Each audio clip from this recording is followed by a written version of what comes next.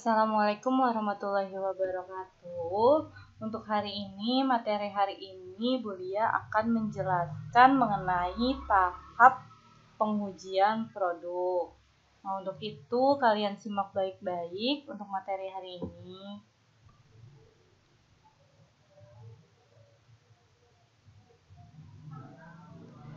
Tahap pengujian produk. Nah, di sini yang pertama adalah proses pengujian produk, di mana tentunya perusahaan itu akan selalu berupaya untuk menghasilkan barang dan jasa yang baru sehingga dapat bersaing di pasar. Nah, di sini produk baru yang dihasilkan itu tidak dapat langsung dijual ke pasar karena sebelumnya dibutuhkan pengujian terlebih dahulu pada produk baru tersebut, di mana pengujian yang dilakukan ini memiliki tujuan tersendiri dan selain itu dalam pengujian terdapat pula beberapa tahap yang dilalui. Nah, di sini yang pertama ada tujuan pengujian produk baru. Nah, untuk memastikan hasil dari perakitan ataupun pembuatan produk baru oleh perusahaan, maka perusahaan itu harus melakukan yang namanya pengujian. Nah, di sini pengujian dalam kegiatan perusahaan itu memiliki berbagai tujuan. Nah, tujuan yang pertama adalah untuk memberikan penilaian yang lebih rinci tentang peluang sukses produk baru tersebut. Nah, kira-kira kita memberikan penilaian nih, kira-kira peluang nantinya produk ini bakal disukai oleh konsumen atau masyarakat tuh kayak gimana. Lalu yang kedua adalah mengidentifikasi berbagai penyesuaian akhir yang diperlukan produk. Lalu yang ketiga adalah menetapkan berbagai elemen penting dalam program pemasaran yang akan dipakai untuk memperkenalkan produk di pasar. Nah, contohnya misalkan kita uji coba laptop yang telah selesai diproduksi. Nah, seluruh laptop yang diproduksi itu harus menjalani tes kestabilan selama 12 jam dengan berbagai program yang ada seperti tes keyboardnya, tes kebisingan, lalu ada tes tekan pada layar laptop tersebut, lalu ada tes engsel laptop, ada tes getaran dan guncangan, dan juga sebagainya. Nah, jika laptop ini lolos tes, maka laptop ini dapat langsung dikirim ke bagian pengemasan dan siap untuk dipasarkan. Lalu di sini ada kegiatan dalam pengujian produk baru. Untuk pengujian produk baru ini biasanya dilakukan melalui berbagai tahap dari kegiatan, di mana proses pengujian produk itu merupakan tahap ketiga dalam pengembangan produk baru. Jadi diingat-ingat kalau proses pengujian produk itu merupakan tahap ketiga dalam pengembangan produk baru. Nah, hal ini dikarenakan sebelum produk itu dibuat, terlebih dahulu harus ada perencanaannya. Nah, setelah produk itu jadi, maka harus dilakukan yang namanya pengujian. Nah, di sini ada 4 kegiatan dalam pengujian produk. Yang pertama adalah technical testing atau pengujian teknis, di mana dia ini adalah pengujian dengan cara membuat prototipe yang merupakan approximation atau perkiraan dari produk akhirnya. Nah, pengujian atas kinerja prototipe itu dapat menghasilkan sejumlah informasi penting. Informasi pentingnya itu apa saja? Yang pertama adalah usia panjang dari produk tersebut. Lalu yang kedua adalah tingkat keusangan produknya. Yang keempat adalah masalah yang timbul dari pemakaian atau konsumsi yang tidak seharusnya.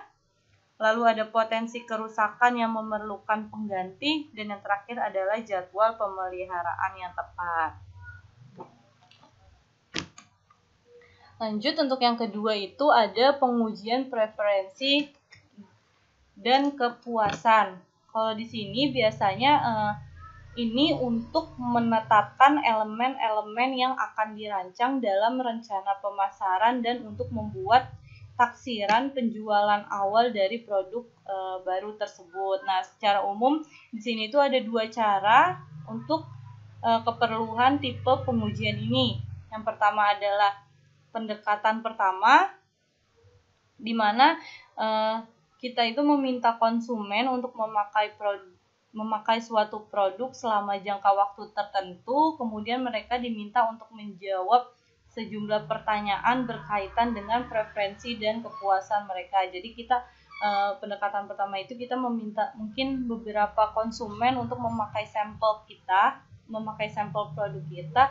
Nah, nanti kira-kira kita mempunyai sejumlah pertanyaan nih tentang kepuasan dari mereka yang sudah memakai sampel produk kita.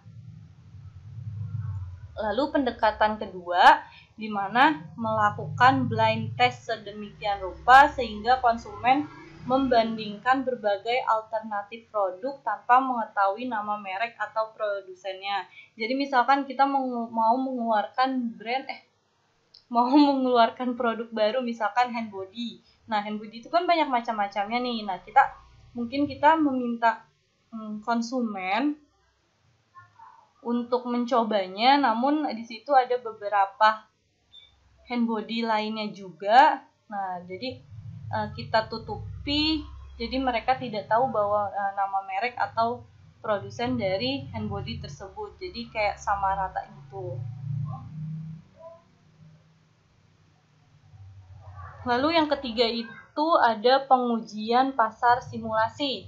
Kalau di sini maksudnya prosedur riset pemasaran yang dirancang untuk memberikan gambaran cepat dan murah mengenai pangsa pasar yang dapat diharapkan dari produk baru. Nah, beberapa model yang dapat digunakan adalah basis, assessor, litmus, dan Deschogner. Lalu yang terakhir itu adalah pengujian pasarnya. Nah, di sini uji pasar itu merupakan cara utama dalam menguji sebuah produk baru dalam situasi yang sama dengan yang nantinya akan dihadapi dalam peluncuran produk yang bersangkutan. Dalam uji pasar ini, biasanya itu perusahaan menawarkan suatu produk untuk dijual di wilayah pasar yang terbatas dan sedapat mungkin mewakili keseluruhan pasar di mana produk tersebut nantinya akan dijual. Nah, melalui uji pasar ini kita itu akan memperoleh nih yang namanya beberapa manfaat. Yang pertama adalah memberikan prediksi yang dapat diandalkan tentang penjualan di masa yang akan datang. Jadi apakah produk kita itu bisa disukai konsumen ataupun masyarakat. Lalu ada pengujian awal terhadap rencana pemasarannya. Terus kita mengetahui kekurangan-kekurangan dari produk yang kita hasilkan, yang akan kita keluarkan ini. Lalu mendapat gambaran berbagai masalah potensial dalam jaringan distribusi. Dan yang terakhir itu mendapatkan pemahaman lebih baik mengenai perilaku berbagai segmen pasar.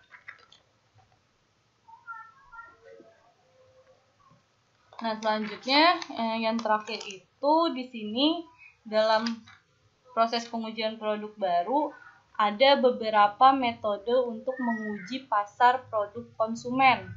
Yang pertama adalah sales web research. Di sini dalam metode ini itu jadi konsumen pada awalnya mencoba sebuah produk secara gratis dan ditawarkan lagi produk tersebut atau produk pesaing dengan harga yang lebih murah. Nah, kemudian perusahaan akan memperhatikan nih beberapa kali konsumennya itu memilih produk perusahaan serta tingkat kepuasan mereka. Biasanya metode ini itu mencakup usaha untuk mempresentasikan pada konsumen satu ataupun beberapa konsep iklan dalam bentuk kasar untuk mengamati dampaknya terhadap pembelian ulang. Lalu ada simulated test marketing. Biasanya metode ini itu memerlukan 30 sampai 40 pembeli yang qualified di pusat pertokoan ataupun tempat-tempat lainnya. Nah, perusahaan itu akan menanyakan beberapa hal kepada mereka yang berhubungan dengan awareness dan preferensi mereka terhadap berbagai merek pada jenis produk tertentu. Nah, biasanya di sini itu mereka akan diundang untuk menyaksikan iklan singkat termasuk di dalamnya yang sudah terkenal maupun yang masih baru. Kemudian dalam penayangan iklan tersebut disisipkan iklan produk terbaru atau produk barunya. Lalu yang terakhir itu adalah controlled test marketing. Nah, di sini dengan metode ini biasanya memungkinkan perusahaan itu untuk menguji pengaruh faktor dalam toko dan iklan terbatas pada perilaku pembelian konsumen tanpa harus melibatkan konsumen itu sendiri secara langsung. Nah, sampel konsumen akan diwawancarai untuk mendapatkan kesan mereka terhadap produk yang bersangkutan. Biasanya perusahaan itu tidak harus memberikan potongan penjualan, memakai wiraniaga mereka sendiri, atau membeli jaringan distribusi. Nah, di sini tapi metode ini itu tidak dapat memberikan informasi tentang cara membujuk distributor agar mau menjual produk baru perusahaan. Nah, jadi itu dia untuk materi hari ini. Mungkin kalau kalian belum jelas, kalian belum paham, kalian bisa membaca buku LKS kembali pada halaman 44 sampai 46 atau kalian bisa bertanya langsung kepada saya. Untuk itu sekian dari saya. Wassalamualaikum warahmatullahi wabarakatuh.